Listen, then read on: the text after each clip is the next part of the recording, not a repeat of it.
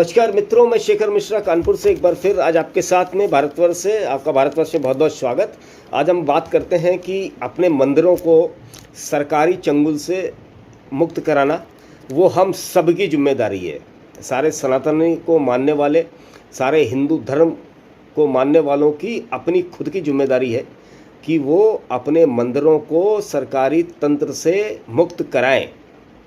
क्योंकि सरकारी तंत्र से मुक्त कराने का मतलब ये है कि मंदिरों में जो हम अपने आराध्य को अपनी श्रद्धा से जाके दान देते हैं, पैसा चढ़ाते हैं, संकल्प करते हैं, वो पैसा हमारी सरकारें अपने कई कार्यक्रमों के लिए यूज़ करती हैं। जबकि इस धर्मनिरपेक्ष और सो कॉल्ड सेकुलर राष्ट्र के अंदर मस्जिदें जो हैं, मस्जिदों का जो मैनेजमेंट है या गिरजाघरों का या चर्चों का जो मैनेजमेंट है, जो भी पैसा उनके पास आता है वो पैसा किसी सरकार के पास नहीं जाता। वो पैसा वो अपने धर्म के प्रचार प्रसार में लगाते हैं। तो ये अन्याय हम सभी सनातनियों को, हिंदुओं को ये जानना पड़ेगा। हम कोई ऊपर की भूमिका नहीं मांग रहे हैं, हम कोई स्पेशल स्टेटस नहीं मांग रहे हैं, हम बराबरी का अधिकार मांग रहे हैं। केवल ये हम सभी लोगों को जानने की बहुत ज़रूरत है आज की तारीख में मित्रों। इसकी शुरुआत जो करी है वो कर्नाटका से हुई है। भारत का एक राज्य है कर्नाटका, वहाँ के मुख्यमंत्री हैं बसवराज बोम्मई। उन्होंने एक बिल रखा है जो आने वाले बजट सत्र में पास हो जाएगा, जिसके तहत मंदिरों को सरकारी पंजे से मुक्त करा जाएगा। और जिसका विरोध कौन कर रहा है ये बहुत महत्वपूर्ण है मित्रों, ये हम सब लोग जानते हैं और आपने भी गेस कर लिया होगा। ये विरोध कर रहे हैं वहाँ के विपक्षी नेता कांग्रेस के DK शिव कुमार। क्योंकि हम जब भी देखते हैं सनातन और हिंदू की बात आती है, चाहे वो राम सेतु हो, चाहे वो राम मंदिर हो, चाहे वो कृष्ण जन्म स्थान हो, चाहे वो काशी विश्वनाथ जी का मंदिर हो, जहाँ पर सनातन और हिंदू बात करते हैं तो उसका विरोध करने इस देश के अंदर कांग्रेस जरूर आती है।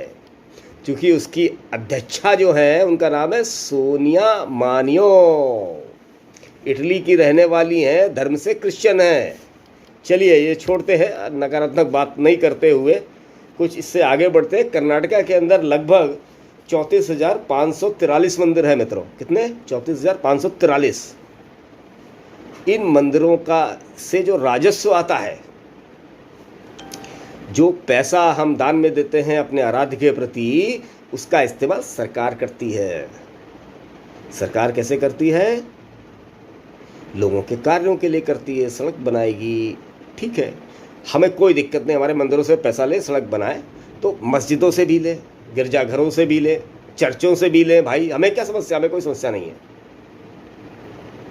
हमें कोई समस्या नहीं है। लेकिन ये हमारे साथी क्यों? हिंदू जो अपने आराध्य को दान दे रहा है उसी सड़क बनानी है, मस्जिदों से क्यों नहीं, गिरजाघरों से क्यों नहीं? ये क्वेश्चन जो है ये हम सब लोगों को समझना पड़ेगा। और ये सेक्युलरिज्म से बाहर आए। ये अपने ये बेसिकली जो विशेषाधिकार दिए गए हैं मस्जिदों और गिरजाघरों को, तो वो विशेषाधिकार कैसे मिलेंगे भाई? हम तो पुरातन है, 10,000 साल पुरानी हमारी संस्कृति और हमारा धर्म है। हमको इन लोगों ने 70 सालों में हीन भावना से ग्रसित कर दिया और मंदिरों के फंड में कब्जा करके रखा और मस्जिदों और गिरजाघरों को खुला छूट दे दी।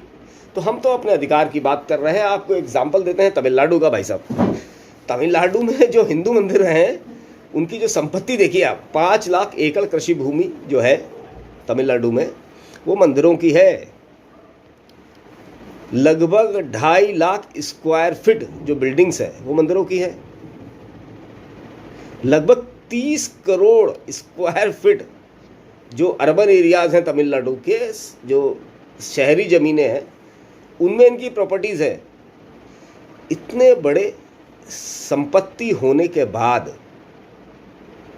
जो तमिलनाडु गवर्नमेंट जो उसका रेवेन्यू बताती है, मालूम है कितना बताती है? 36 करोड़। आप समझिए, जिस हिंदू मंदिरों के पास इतनी बड़ी संपत्ति हो, उसका रेवेन्यू 36 करोड़। कितनी बड़ी सरकारी लूट चल रही है आपके मंदिरों से, जो आप अपने मन से, अपनी श्रद्धा से जो दान करते हैं, उसको कैसे ये सरकारें लूटती हैं, इस श्रद्धा का कैसे अपमान करती हैं। ये मित्रों हम सभी लोगों को बहुत अच्छी तरह जानने की जरूरत है।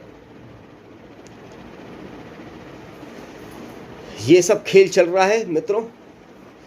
और अगर आपको लगता है कि वैसे तो हम सनातनी और हिंदू बड़े सहिष्णु हैं, ये पूरा विश्व जानता है, पूरा विश्व जान भी रहा है, इसमें कोई मतभेद नहीं है, लेकिन इतनी सहिष्णुता मत दिखाइए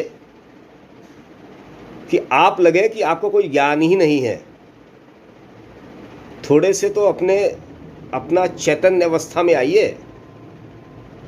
जो हो रहा है, जो ये सरकारें कर रही है, आपकी भक्ति, आपकी श्रद्धा से जो आप करते हैं, उसका इस्तेमाल कहाँ हो रहा है, इन सब जानने का तो अपने अंदर प्रतिभा होनी चाहिए कि ये पैसा कहाँ इस्तेमाल हो रहा है। जब आप आवाज़ ही नहीं उठाएंगे तो कोई आपको आके उठा के नहीं बोलेगा कि नहीं भैया आप आइए, भाई साहब आप तो इतने लाख करोड़ रुपए अपनी श्रद्धा में मंदिरों में चढ़ाते हैं, आपको आपके धर्म को, सनातन के प्रचार के लिए, इस धन का इस्तेमाल सनातन के प्रचार के लिए होना चाहिए। ये रोड बनाने के लिए क्यों कर रहे हैं? ये मदरसों में मौलवियों की तनख्वाह क्यों दी जा रही है? ईसाइयों को नौकरियों पर रख के तनख्वाह क्यों जा रही है? आपको हैरत होगी, केवल मंदिर का जो प्रबंधन है, उस प्रबंधन में ईसाई भी नौकरी करते हैं, उस प्रबंधन में मुस्लिम भी नौकरी करता है। मतलब आपके धर्म का पैसा, आपके भाव का पैसा, आपकी श्रद्धा का जो दान होता है, उससे मुस्लिम भी कमाते हैं, उससे ईसाई भी कमा रहे हैं, लेकिन वो उसमें कोई दिक्कत नहीं है। चलिए मान लिया कमा रहे, कोई बात नहीं, हम तो सेकुलर हैं। लेकिन मस्जिदों में एक भी व्यक्ति हिंदू नहीं है प्रबंधन में, गिरजाघरों में, चर्च में एक भी व्यक्ति हिंदू प्रबंधन में नहीं है। तो ये डबल स्टैंडर्ड तो नहीं चलेगा ना मित्रों। तो इन सब चीज़ों को समझिए। जब हम और आप मिल के आवाज़ उठाएंगे तो हमारे मंदिर में जो हम अपने आराध्य के प्रति श्रद्धा भाव से दान देते हैं, अपना संकल्प करते हैं, उस पैसे का इस्तेमाल हमारे धर्म के प्रचार में, सनातन की बढ़ोतरी में, सनातन के प्रचार प्रसार में खर्च होगा। हमारा ये प्राथमिक दायित्व है। हम मंदिर के प्रबंधन को सरकारी कब्जे से जल्द मुक्त कराएं। और जिस दिन ये मुक्त हो गया मित्रों, आप ये समझिए, हमारी मंदिरों का जो फंड है वो इतना बड़ा है ना कि सनातन का झंडा पूरे विश्व में लहराएगा। आप एक बार इसकी आवाज़ उठाना शुरू करें। अगर ये वीडियो आपको अच्छा लगे तो आप शेयर करें और सब्सक्राइब करें। आप लोगों का बहुत बहुत धन्यवाद। भारत माता की जय। जय हिंद।